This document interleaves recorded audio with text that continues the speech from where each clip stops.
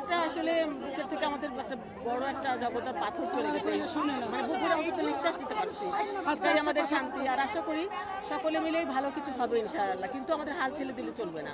আমরা যদি হাল ছেড়ে দেই, বসে থাকি যে আমাদের স্বাধীনতা অর্জন করেছি, তাহলে হয়তো আমরা আবার পিছিয়ে পড়তে পারি। সেজন্য যে আমাদের সন্তানদের অনেক মানে হাজার হাজার ছেলে মেয়েদের যে রক্তের বিনিময় আজকে যেমন নতুন একটা স্বাধীনতা পেয়েছি, ওই ছাত্ররা এবং সাধারণ জনগণ এবং বিভিন্ন রাজনৈতিক দল মিলে আমরা যেন সেই স্বাধীনতা ধরে রাখতে পারি, ইনশাল্লাহ ভালো কিছু হবে।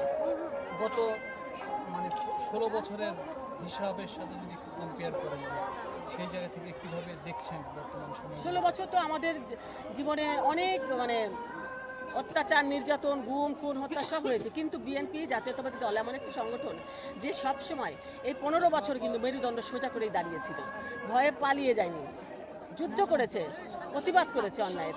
তো সেই জন্য আজকে এই ফলটা এসেছে, আর আমরা এখন মেরুদণ্ড সোজা করে